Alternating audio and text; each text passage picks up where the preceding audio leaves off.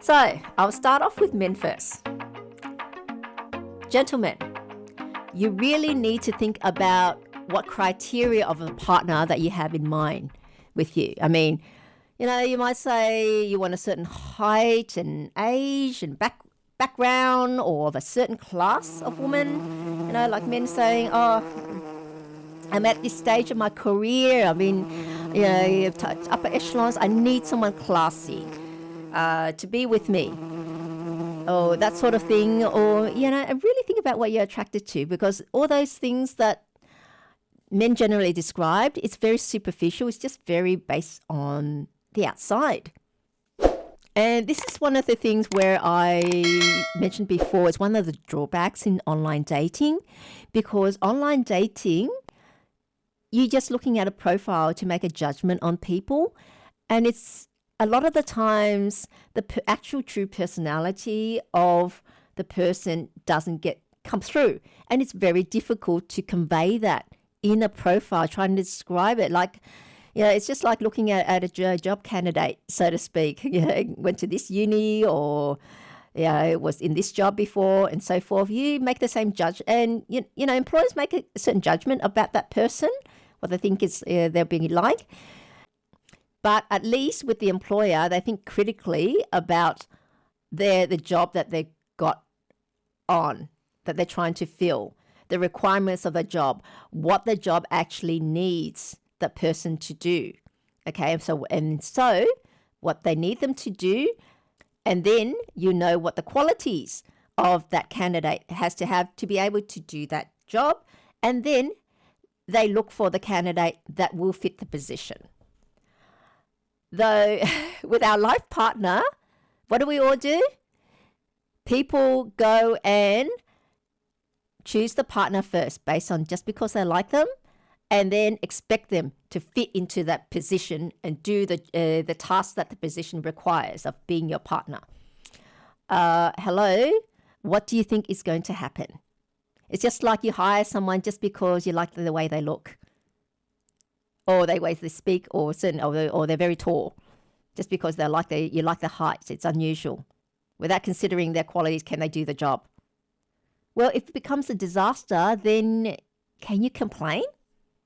You can't complain. Just the same as if you did not consider what you need your partner to do, and then look for the person that can do all those tasks. And if you just marry someone or choose someone just based on the way they look, and they can't do it without considering anything else, and they end up not being able to do the tasks of the job of being your partner, then can you complain? When it becomes a disaster, when you get this big messy divorce later, you cannot complain. The only person that you can blame is yourself for not considering in the first place. Okay? And this is the thing with men, when you are doing online dating, as you say, not only that online the profiles do not convey the person as the true nature of the person, very difficult. But then, people normally on these profiles, they have to state their height and age and which level of education they're up to and what job they are. And so you judge what you think they'll be like based on that. Not only that, you can filter out candidates, say, okay, do a search. I just want minimum this height, or from this height to this height. If you're a man, you just want a woman between a certain height, not too short, not too tall, certain age, or background. But then you're going to filter a lot of candidates out. And because of that, you might have filtered out the perfect partner for you, simply because you were hard on the physical aspects that you think that's what you need. Well, I guess in this instance, it's what you actually want, not what you need. And so because of that, you're very limited, and unfortunately, you do filter possibly the right candidate for you out. So that's a very big drawback of online dating and so forth, because how do you convey someone's qualities as well? if they're a good problem solver, for instance. Now, that is going to be a huge asset when you're living with someone. It's a huge life skill, solving problems, because problems in life come up all the time. And if you've got someone that is capable of doing that, that's fantastic. Look, what they can do is look at, they were in this job and they were in charge of so many people, so they had to solve issues and all that. Okay, there's an issue with that in terms of, one, the person that can solve everyday problems is unlikely or may not even a big possibility. They may never been in a management position, because those require academics and going up a certain corporate ladder, being a progression. Or the other aspect is that, But however, in life, what you really need is not solving technical skills necessarily. It's everyday life problems.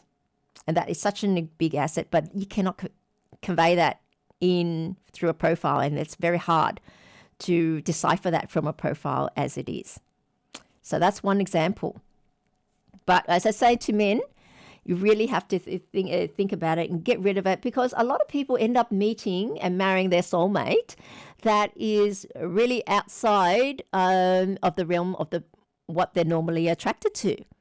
And they would just happen to be lucky because they happened to meet that person through chance luck, and it clicked, though that person might have looked nothing like and what they envisioned their partner to be, or have a totally different background to what they envisioned their partner to be. But lo and behold, it's what they really needed. And it's far more important to have what you need rather than what you want. Okay? And I say that, and I think, I want people to actually think about that. It's very important. What you need is different from what you want. You see, people can want fries and pizzas and hamburgers because it's tasty or whatever, but what they really need is healthy, nutritious food, and what's going to be better for you, especially in the long run. And this is another thing men keep saying, I keep hearing, they say there's no good women around anymore, or there's no women that is actually a wife material anymore. Well, that's because you're looking at the wrong women. And because of that, because of their criteria that they've got in their minds, they tend to overlook the nice women because they don't fit into their criteria, either through age, race, or height, or weight, or what have you, or a certain class, or socioeconomic background. So thinking, especially people that have old money, are through old money or reached a certain level thing, they would not be looking at anyone living in a working class suburb, for instance. But that might be the perfect match for them. But and so because of that, it's a shame that they don't. Okay? And the thing with men saying no more good women around, and then the other comment they usually do is, when they first met me, they were really nice in the beginning, but they degenerated, but it slowly got worse and worse after they married. The mask came off. Well, because in the beginning, they're doing their best to make the sale, so to speak. People normally put their best foot forwards in the beginning. And because women generally want the relationship more, they're going to make the extra effort. And because they instinctively know that you're not naturally compatible, they adjust themselves and present who they think that you would be attracted to and be compatible to. So it's a mask. So you're actually marrying this person, okay, whereas what you're getting is the person behind that mask. So that's what I mean by men, you have to overlook the superficial and the frivolous aspects. Look at her skills. Look at her skills. What does she bring to the table? You really think about what you need. You need someone with good management skills, good money skills, problem solving skills, be a good cook if you happen to enjoy food. Okay, you can't eat takeaways all the time and go to restaurants, but that's what I enjoy. Look for that. Someone that loves cooking, great at cooking and loves cooking as well. Okay, it's no good being attracted and thinking the woman that loves adventure be exciting and so forth. But are you going to constantly go on holidays all the time? How do you earn money if you're constantly going on holidays? Not just you're not there to work, but it does cost a lot of money keeping going on holidays. It's expensive, and because at the end of it all, you come back, you've got nothing to show for it. Some people say, "Oh, you had good memories of it," but hey, in the end, if you've got nothing, those memories become bitter, and memories fade, and that's it. No, yeah, nothing.